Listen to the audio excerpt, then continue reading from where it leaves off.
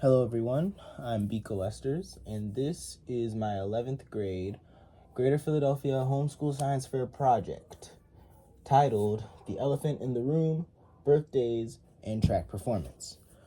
See, the reason I titled it this is because I want to really emphasize the relationship between birthdays and track performance, because that's what I did my experiment on. I was trying to see if birth month affects high school track and field athletes.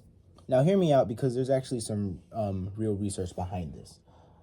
The reason that I even pose this as a question is because of the concept of the relative age effect. The relative age effect is defined as a bias evident in the upper echelons of youth sports and academia, where participation is higher amongst those born earlier in the relative selection period than would be expected from the distribution of births. Now, basically, the relative age effect is when athletes, or not even athletes, when children born directly after a selection period do better or are more successful than children born later. So I'll give you an example. When I first started running track, I was 10 years old.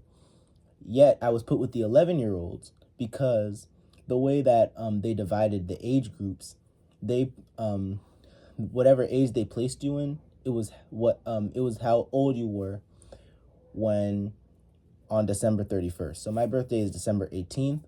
So at the beginning of the year, they classified me as 11 since I was going to be 11 at the end of the year, even though for most of the year I was 10.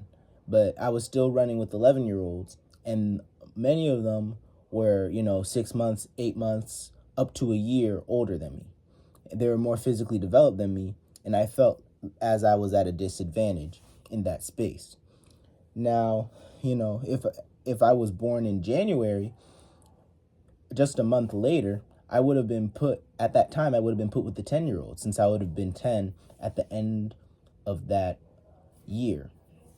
So there are many athletes, especially youth athletes, who are put in this position, and this ends up affecting them later on. We can see this in some research that Roger and Pamela Barnsley did on Canadian hockey players. One day, the husband and wife went to a hockey game, and they were looking at the birthdays of the players, and they noticed that many of them ended up having January to March birthdays. Not many of them had any November, December, end of the year birthdays. This was because oftentimes the youth hockey leagues in Canada had a similar age cutoff rule that the track and field that I participated in, which was that the age group you were put in was whichever age you were at the end of the year, putting kids born at the beginning of the year at an advantage. So since this is something I experienced at a young age, but I never really saw a name for it, I was really curious to see how this played out in high school track, which is a little bit different. They don't have age groups, Ninth graders compete with 12th graders. So it's a little bit less of a thing that way. But I was still curious to see how this played out. My hypothesis, what I thought that the birth month would affect high school track, but instead it would give athletes born in September and October a physical advantage, since their birth months are right before the grade cutoff. They determine what grade you're put in by the age you are in September. So I was thinking that, kids born in September, October, and November would have a bigger advantage, especially since many high school athletes start track in high school rather than at a younger age. So I did this by conducting a survey.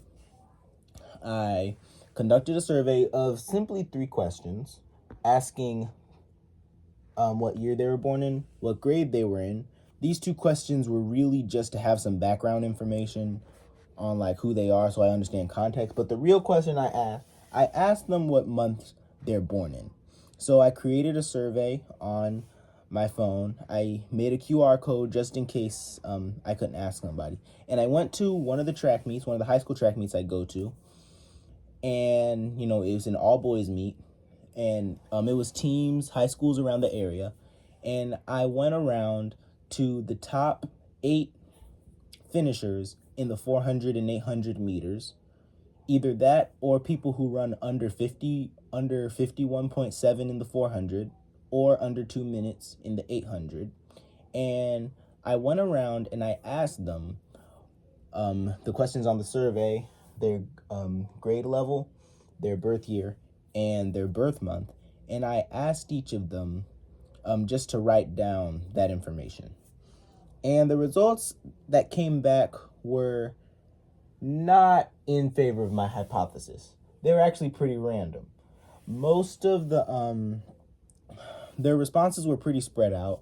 There was a response for almost each month of the year, and it didn't really seem like there was much correlation between the birthdays and their track performance.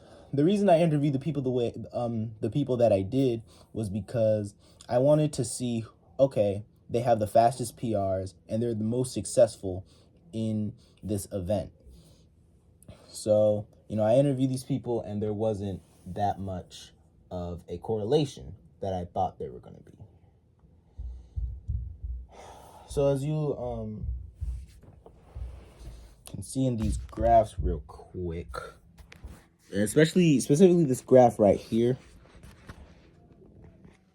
it shows the birth month, and you can see there's a line coming out of almost each and every month. These are how many responses for each month. So, there aren't any responses for February, April, or May, but there are responses for pretty much every other month. So, it didn't really work out in my favor, and I have a few reasons why that may be the case. It may be the case, number one, because I didn't ask enough people. I asked 12 kids. They were all males, and they were all around the same age. They were all in 11th and 12th grade and born in either 2006, 2007, or 2008. So I didn't really have a whole lot of variety in the people who I interviewed. It also could have been due to the fact that simply in high school, everybody has different physiques.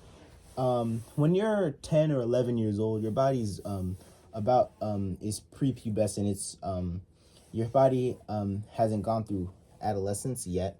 So somebody who just turned 10, there's a big physical difference between somebody who just turned 10 and somebody who's about to be 11.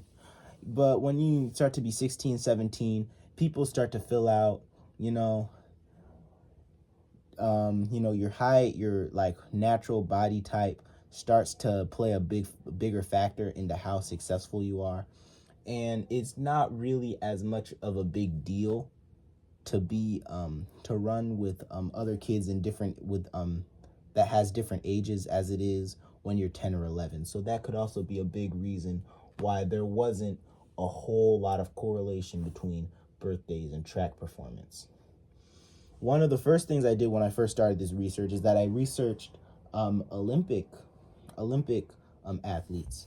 I specifically researched at this year's Olympics the medalers, the top track and field medalists, American track and field medalists. And I looked at their birthdays and see if there was any correlation.